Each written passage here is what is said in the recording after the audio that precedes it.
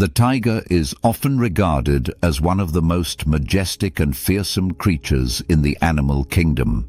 Historically, tigers roamed vast territories across Asia, but their presence has dwindled in recent years due to habitat loss, poaching, and human-wildlife conflict. In the United States, however, tigers are not only a symbol of strength, but have become a subject of fascination and concern. For many, the image of a tiger prowling through a sanctuary or in the wild seems out of place, yet there's an intriguing question that has arisen in recent years. Is the tiger population secretly rising in the US? In recent decades, there have been reports and studies suggesting that tigers, both in the wild and captivity, are making a return in ways many didn't expect. This phenomenon begs a closer look at how the US has become home to so many tigers, why their numbers are potentially rising, and what implications this has for both wildlife conservation and public safety. While tigers are no longer native to the US, the country's relationship with these big cats is multifaceted, encompassing issues of conservation, ethical wildlife practices, and the complex world of private ownership.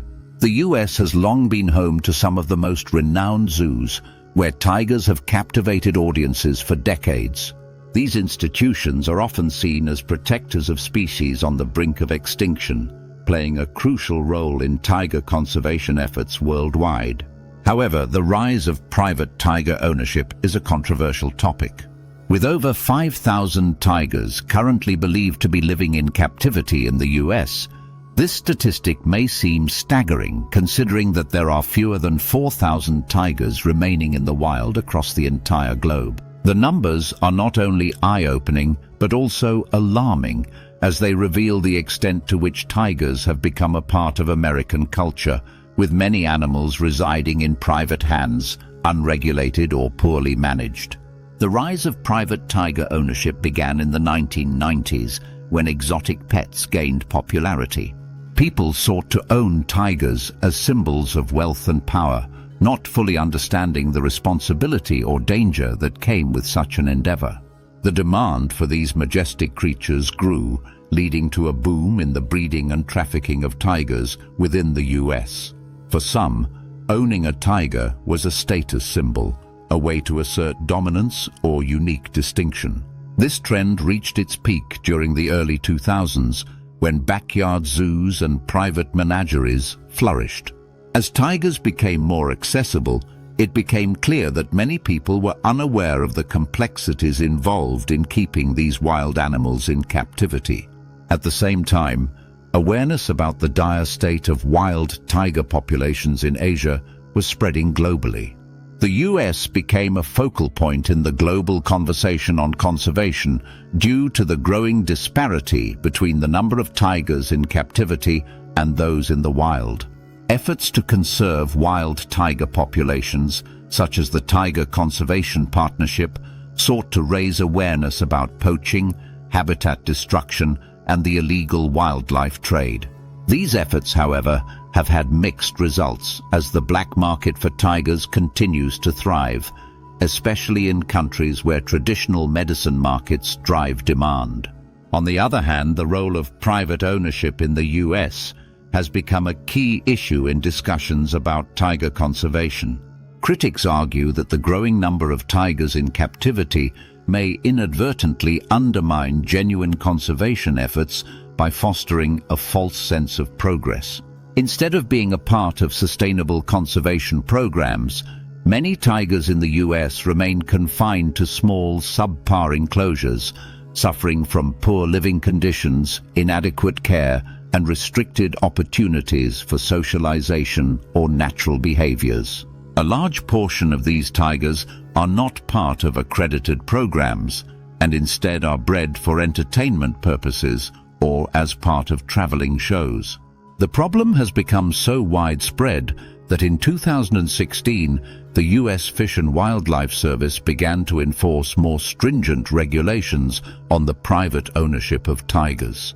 Despite these efforts, the issue persists as loopholes and lack of oversight continue to plague the industry. As a result, the private tiger population has quietly continued to rise, with certain states in the US becoming infamous for their lax regulations surrounding exotic animals. States like Texas, Ohio, and Florida have historically been havens for private tiger ownership, where laws regarding big cats are often minimal or non-existent. The growing awareness of the dangers posed by private tiger ownership has led to efforts to close down illegal tiger farms, but the road to change has been slow. These facilities often breed tigers irresponsibly, leading to a surplus of big cats that often end up in sanctuaries, zoo exhibits, or other private holdings. These tigers, many of which were bred for profit, face bleak futures once they are no longer deemed profitable or useful.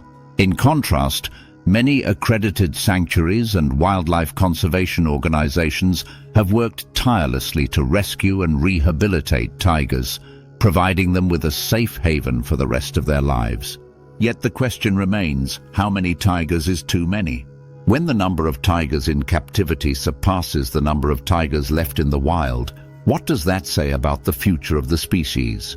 While tiger breeding programs in zoos and sanctuaries are critical for the species' survival, the increase of private ownership has complicated the situation. The US now faces a delicate balancing act between ensuring the well-being of the tigers in captivity and maintaining efforts to protect the dwindling population in the wild. Experts argue that the way forward requires a multi-pronged approach, focusing on both the preservation of wild habitats and the regulation of private ownership. Conservationists are calling for more national and international policies aimed at limiting the trade and private ownership of tigers to combat the rising captive population. Many suggest that the key to the future of tigers lies not in breeding them for profit, but in preserving their natural habitats and ecosystems.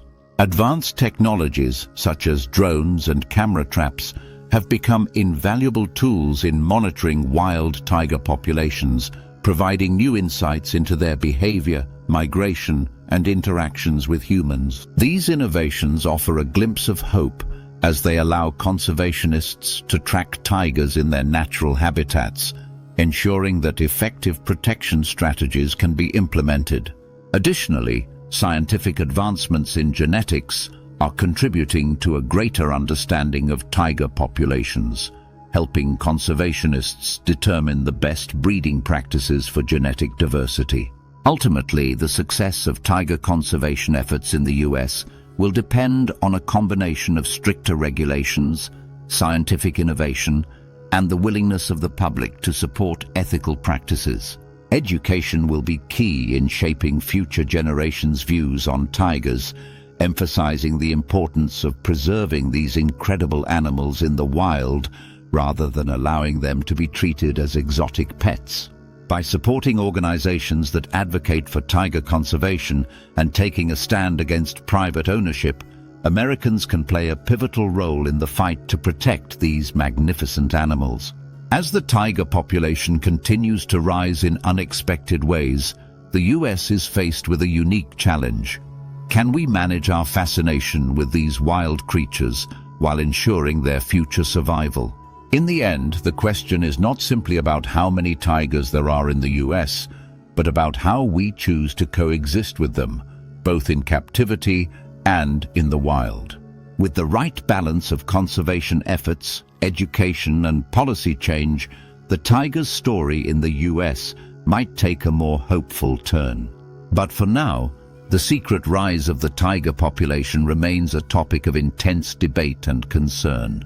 Will we find a way to ensure their safety, or will the challenges of balancing conservation, ethics, and public interest continue to pose a threat to their future? Only time will tell, but one thing is certain: the tiger's legacy, both in the wild and in the US, is far from over.